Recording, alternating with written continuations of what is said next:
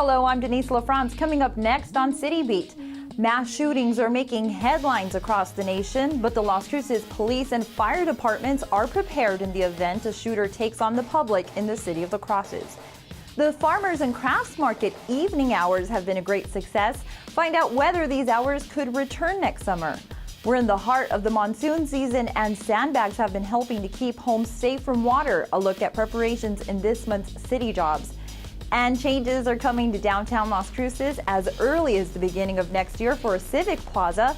We talked to City Planner Andy Hume in the August edition of Ask the. Welcome to City Beat for the month of August. The Las Cruces Police Department is doing its best to be prepared should Las Cruces ever see an active shooter. The department invited other agencies to train this summer should it happen. Nationwide, many injured in mass shootings would have to wait until the shooter has been detained to be treated. But Las Cruces police and fire tell CLC-TV they are working together to tend to the injured before a shooter is taken down. CLC-TV's Jennifer Martinez shows us why this training could mean more lives are saved. Second floor clear. Going upstairs and downstairs. Upstairs, downstairs, clear. It doesn't happen to you until it happens to you. In late June, these officers responded to the call of an active shooter inside Centennial High School. A drill for training, though very realistic. Being able to respond in this way isn't because the officers know what to expect. Training and communication are being rehearsed, so when the time comes, they will be ready. On this training day, an undetermined number of people shot. Unknown how many, if any, have died. As a community, we need to be prepared for this because we can't have the thought of, oh, it's never going to happen in Las Cruces. It's when it happens. Training for many of these responders began in the classroom before ever suiting up in protective gear. In the classroom, they learned the evolution of an active shooter, what to plan for, and how to work as a team.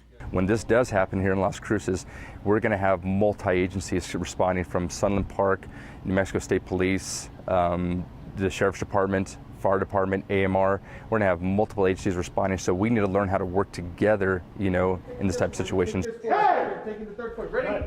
Go.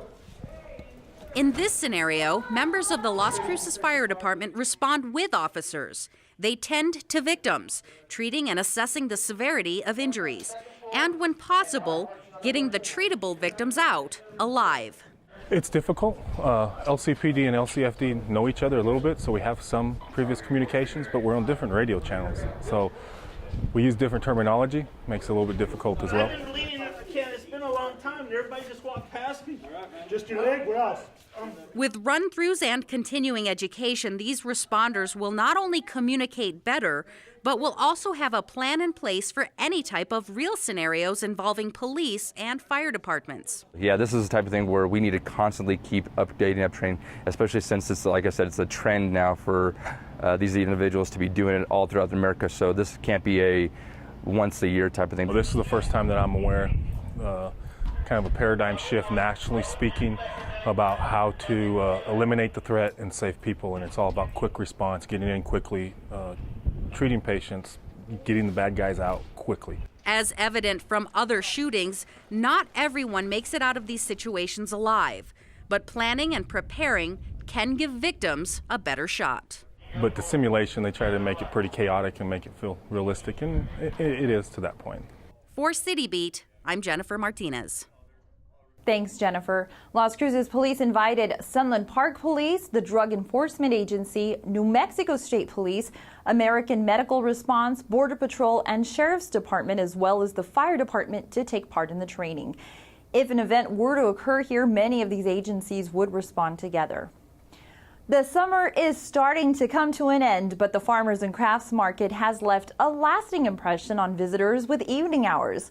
CLC-TV's Dominic Aragon spent time at the market during one Wednesday evening and shows us what drew in crowds and how this trend may continue.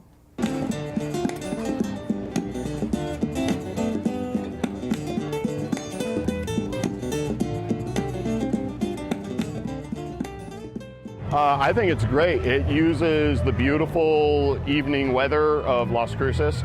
People seem to really love it. It gives us a chance to try different things like the amplified music, And yeah, I mean, we have over 1,000 people here every Wednesday, so it works. Take it for example, take it, take it all your money, give it all the charity, life is what I got. It's pretty cool. I like it. It's even more pumped than on Saturdays. On Saturdays, it's way bigger. Well, it's this block, the next block, and the other block. And on Wednesdays, it's this size, but there's not nearly as much vendors, and they kind of crammed everything together. And then a lot more people come out because it's not as hot, and then they got more entertainment. Is what I got, as I remember that love. Is what I got, oh, I don't cry. There's a lot of really nice people, and there's a good amount of kids, and it's pretty much just people that are just happy to be here. It's not what you think. A lot of people have lived here all their lives, and they don't come out to the farmers market because they think it's like really rinky-dink, run down, just a vendor here and a vendor there. It's a lot cooler than they might think. It's run really well.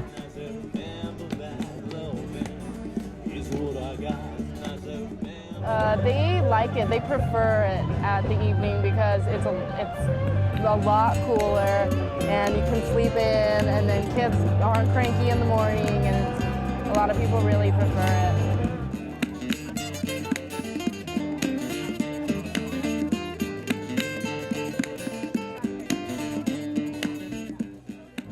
It's a great time for the entire community. It's a great place for the family to come down here, have fun, buy local goods, produce, have dinner, and listen to some wonderful local music.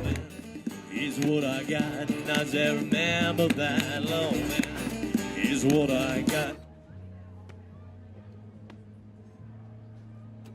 Thanks, Dominic. The Farmers and Crafts Market will continue to hold Wednesday and Saturday morning hours throughout the fall and winter.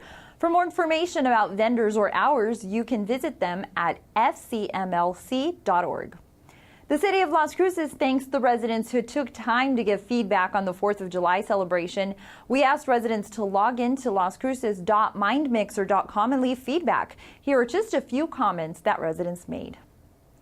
Marcia D says, I like the new location. We watched the fireworks from a friend's party just west of the Field of Dreams, and it was terrific. Janine J added, Field of Dreams is fine, but allow people close to the stage. And Blanca G requested it needs to be back at Hadley. Thank you again to all the people who commented. Las Cruces City Council has put in place funding to move towards a downtown civic plaza. This is an artist rendering of the downtown location on the corner of Main Street and Griggs Avenue. That would become the plaza area. We'll find out more about this project in detail a little later in our Ask the segment with host Udelvi Hill. City Council also supported higher wage jobs at the July 7th City Council meeting by setting aside money for workforce development. Under a program called Wage Plus, new or expanding businesses would be eligible for up to $1,500 in funding for each job they create that pays $15.24 per hour or more.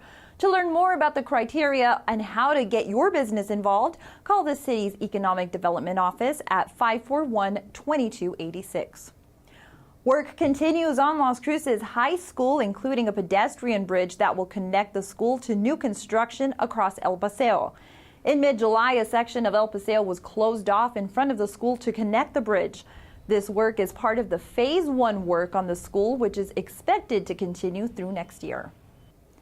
Well, it's monsoon season and Las Cruces has gotten some much needed rain recently. The city, with the help of the Office of Emergency Management and Doña Ana County, is able to help residents protect their homes with sandbags in case of large amounts of rainfall at once. In this month's City Job segment, we meet Leo Valles, the acting weed and flood control supervisor. My name is Leo Valles, and I am the acting weed and flood control supervisor. Our regular job is to be cutting the weeds and maintaining weeds, spraying wise and cutting weeds. We also do flood control issues, and we have sweepers, cleaning the roads, and our Vector truck pumps water and it cleans the drains, drop inlets, French drains, and so on. Today we are getting ready to show you guys for the monsoon season's coming, and we are doing sandbags just in advance for when the rains do come, and that's what we'll be doing today.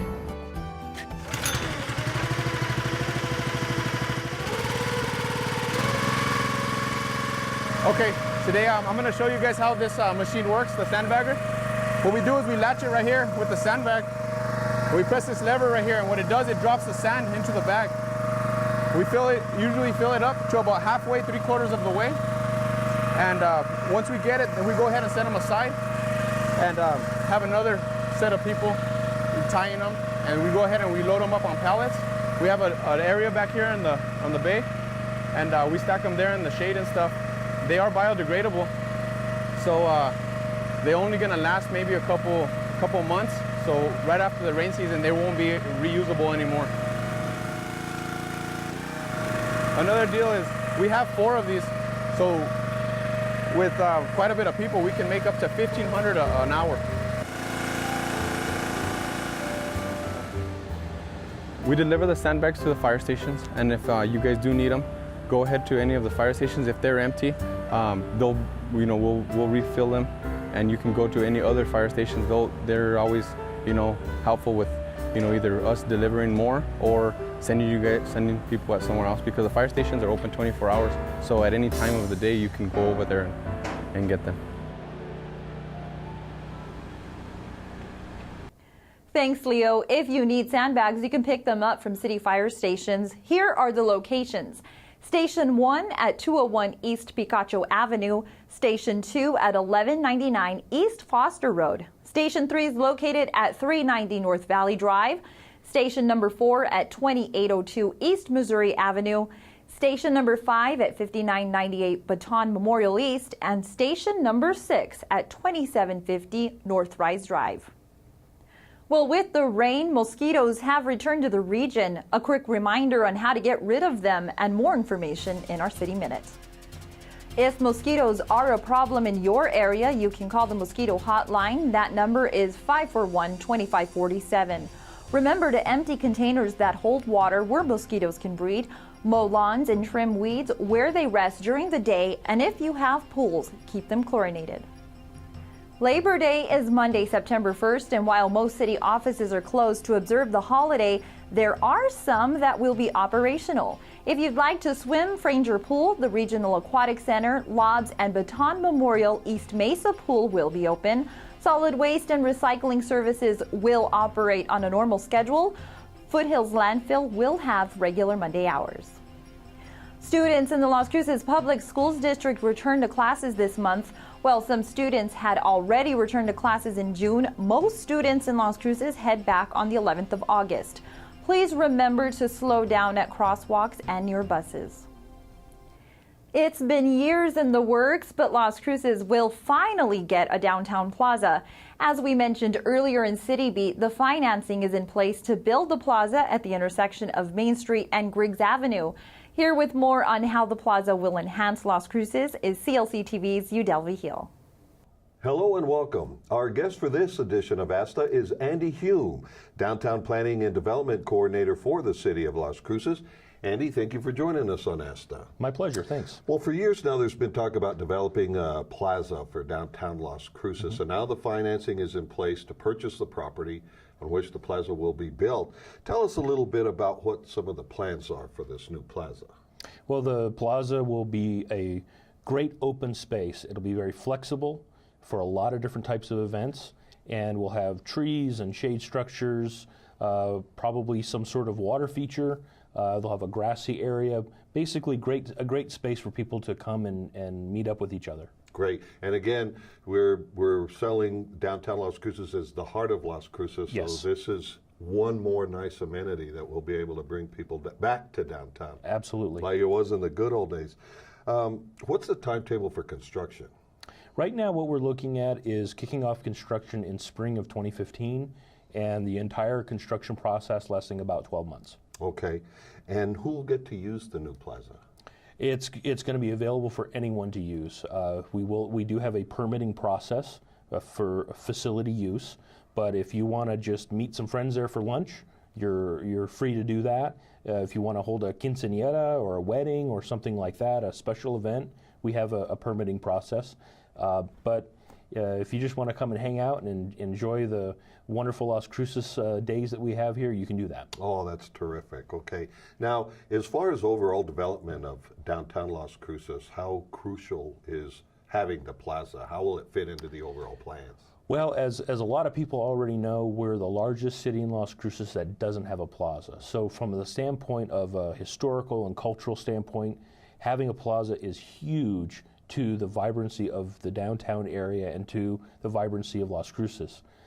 One of the things that I hear from a lot of different individuals who are looking to come downtown is that open space. They're waiting for that plaza because they know that's going to be a big draw.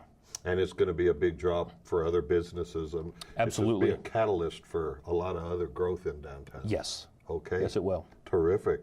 Well, Andy Hume, thank you so much for joining us.